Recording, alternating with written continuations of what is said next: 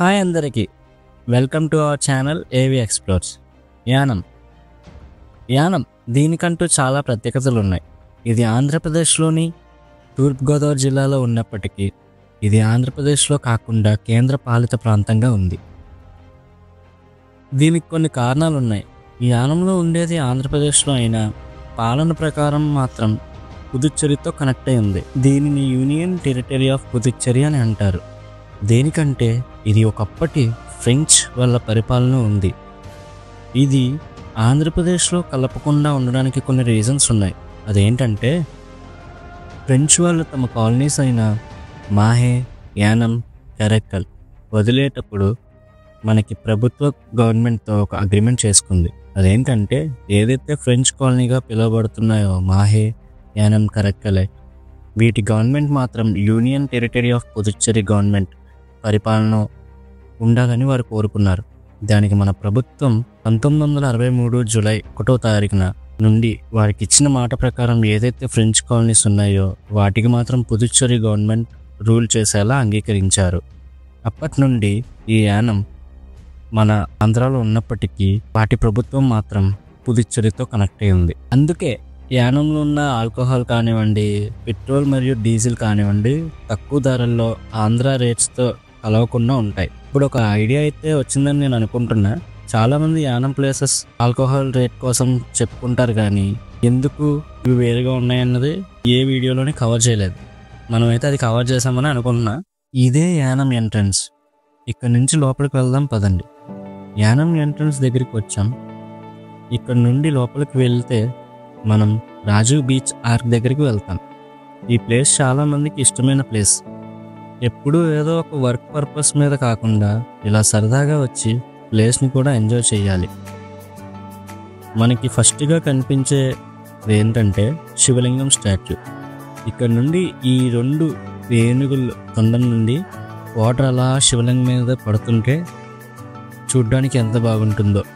ఇప్పుడైతే ఎందుకో ఆఫ్ చేశారు, మళ్ళీ ఆన్ చేస్తే మీకు వీడియోలో కవర్ చేస్తూ చూపిస్తాను. ఇక్కడికి చాలామంది ఈ శివలింగం దర్శించుకోవడానికి వస్తారు.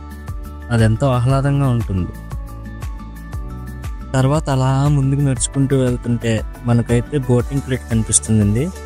అక్కడైతే ఖచ్చితంగా ఆగి బోటింగ్ అయితే చేయండి. మంచి ఎక్స్పీరియన్స్ అయితే ఇస్తుంది మీకు. ఇక్కడ టికెట్ అయితే నార్మల్గా పర్ హెడ్కి 150 రూపీస్ ఛార్జ్ చేస్తున్నారు. కానీ ఆ మనీకి మీరైతే ఫుల్గా హ్యాపీ అవుతారు, అది నా గ్యారంటీ. మేమైతే వాళ్ళు ఇచ్చిన లేవ్ జాకెట్స్ వేసుకొని స్టార్ట్ అయిపోయాం. నేనైతే ఫస్ట్ టైం ఎక్కాను బోటింగ్, చాలా నచ్చింది. ఎక్కిన తర్వాత ఒక ఐలాండ్ ఉంది అన్నారు, అక్కడ దాకా తీసుకొస్తా అన్నారు. మేము బోటింగ్లో ఒక అన్నని అడిగాము, ఇంకేమైనా బోటింగ్ ప్లాన్ ఉందా అని అడిగితే అన్న చెప్పారు మ్యాంగ్రూవ్ ఫారెస్ట్ లోపల తీసుకొస్తారంట.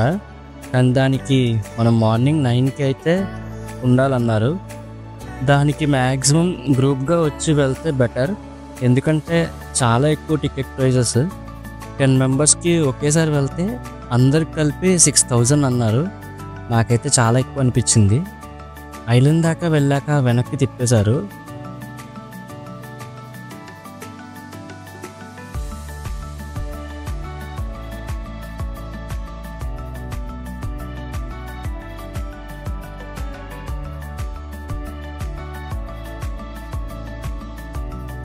కాదు, మేము వెళ్ళిన వేళ విశేషం ఏంటో కానీ క్లైమేట్ అయితే చాలా బాగుంది. ఆ క్లౌడ్స్ అయితే చాలా బాగా కనిపిస్తున్నాయి. మీకు వీడియోలో అయితే వేస్తా చూడండి.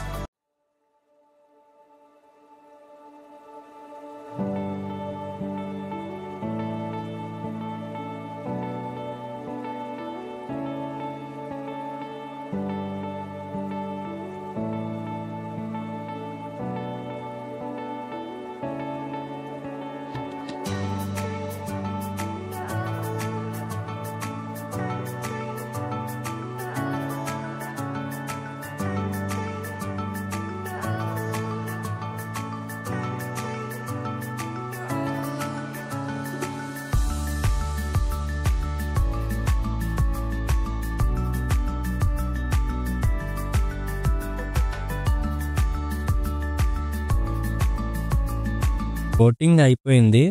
తర్వాత అలా కాస్త ముందుకు వెళ్ళాక భారత్ మాత స్టాట్యూ అయితే ఉంది. దాని తర్వాత ఒక పార్క్ వచ్చింది. దాని తర్వాత కాస్త ముందుకు వెళ్తుంటే మధ్యలో బోటింగ్ కనిపించాయి. ఎవరైనా ఆగి ఫొటోస్ తీసుకోవాలనుకుంటే మాత్రం మంచి మంచి పిక్స్ వస్తాయి, తీసుకోండి. అది అయ్యాక రోడ్డు మీద మాకు పుష్ప సినిమాలో యూజ్ చేసిన ఎర్రచందనం అయితే కనిపించింది. ఆ తుంగల్ని వీడియో తీశాను. ఎవరైతే పుష్ప లవర్స్ ఉన్నారో ఒక లైక్ అయితే వేసుకోండి. ఇక లాస్ట్గా జీసస్ స్టాట్యూ కనిపించింది. మేము వెళ్ళిన టైంకి జీసస్ స్టాట్యూకి పెయింటింగ్ వేశారు, మొత్తం సర్వీస్ చెక్కలు పెట్టారు. దానివల్ల అయితే వీడియో సరిగ్గా రాలేదు. నేను ప్రీవియస్ టైంగా వచ్చినప్పుడు ఉన్న పిక్స్ అయితే మీకు చూపిస్తాను. ఇక్కడ నుండి వ్యూ అయితే చాలా బాగుంది. ఈ బ్రిడ్జ్ పొడవు సుమారు 3 కిలోమీటర్లు ఉంటుంది. కిందకు వచ్చి జీసస్కి అయితే ప్రేయర్ చేసుకొని వచ్చేసాం. తర్వాత అయితే ఒక బోట్ షేప్లో ఉన్న మసీద్ నేమ్ నాగూర్ మీరా సాహిబ్ జెండా. చూడ్డానికైతే భలే వెరైటీగా ఉంది అది. తర్వాత ఒక పెద్ద చర్చ్కి అయితే వెళ్ళామండి. ఇది ఫ్రెంచ్ పరిపాలన టైం నుంచి ఉందంట. ఈ చర్చ్ నేమ్ వచ్చేసి French Saint Anthony Catholic church. దీనికి విడిగా చిన్న వీడియో తీసాం, చూడండి ఎలా ఉందో.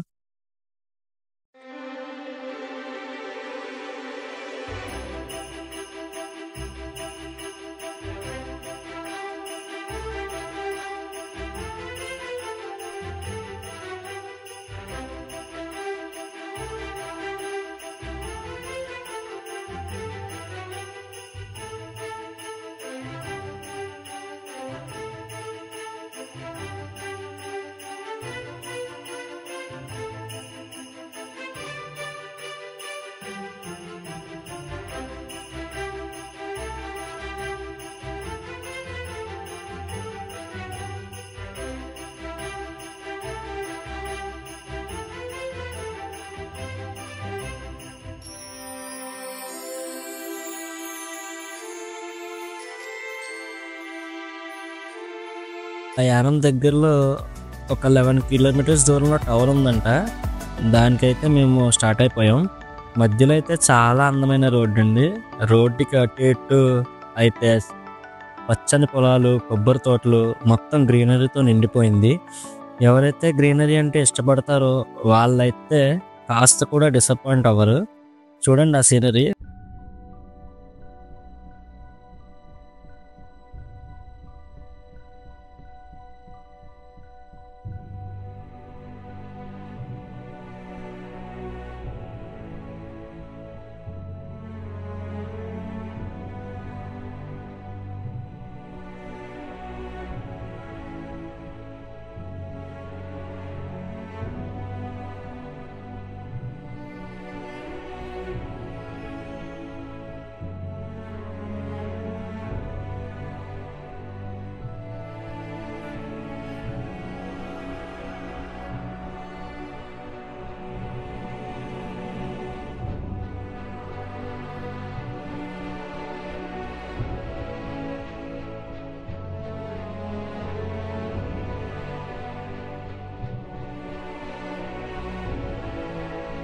వెళ్ళగా మేమైతే మొత్తానికి ఆ టవర్ దగ్గరికి వెళ్ళాం.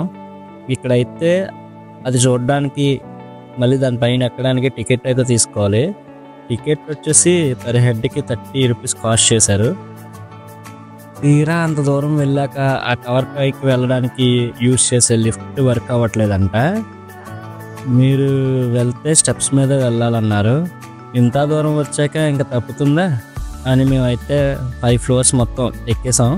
కానీ ఎక్కిన తర్వాత కష్టపడినంత ఒక్కసారి తీరిపోద్ది. ఎందుకంటే ఆ పైనుండి చూసే మొత్తం సీనరీ అంత బాగా అనిపించుద్ది. ఏదైతే యానంలో చూసామో ఆ గంగ బీచ్లో కలవడం కనిపిస్తుంది. కోరంగి మ్యాంగ్రూవ్ ఫారెస్ట్ కూడా పైనుండి చూసేవచ్చు. ఇక్కడ నుండి చూసే విజువల్స్ అయితే చాలా బాగుంది. కిందకి మాత్రం అస్సలు చూడొద్దు. మీకు హై ప్లేసెస్ అలవాటు లేకపోతే మాత్రం గులాబ్ జామ్ గలగలలాడతాయి, అంత స్కారీగా ఉంటుంది. కానీ ఈ ఓబ్లిక్స్ టవర్ ఒక గ్రేట్ ఎక్స్పీరియన్స్ ఇస్తుంది, పక్కా ఎంజాయ్ చేస్తారు.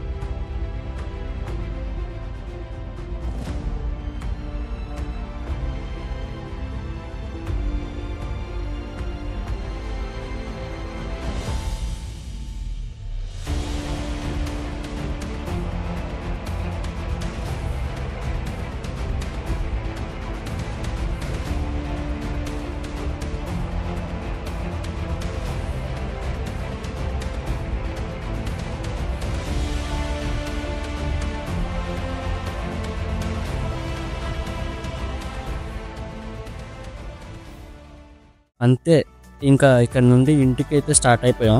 చెప్పడం మర్చిపోయా, మీరు చూసిన ఈ జీసస్ స్టాట్యూ, భారత్ మాత స్టాట్యూ, బోట్ మస్జిద్, ఆబ్లిక్స్ టవర్ ఇవన్నీ కన్స్ట్రక్ట్ చేసింది రిలయన్స్ ప్రైవేట్ లిమిటెడ్ వాళ్ళదే.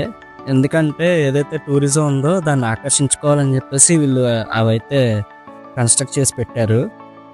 అంతే అండి, ఈ వీడియో మీకు బాగా నచ్చిందని అనుకుంటున్నా. ఒకవేళ మీకు ఈ వీడియో నచ్చితే లైక్ అండ్ సబ్స్క్రైబ్ చేసి షేర్ చేయడం మాత్రం మర్చిపోకండి. ఇలాంటి బ్యూటిఫుల్ ప్లేసెస్ని మీకు ఎప్పటికప్పుడు చూపిస్తూనే ఉంటాం. ఛానల్ నేమ్ గుర్తుంది కదా, ఏవి ఎక్స్ప్లోర్స్. బాయ్ బాయ్, మళ్ళీ ఒక కొత్త వీడియోతో కలుద్దాం.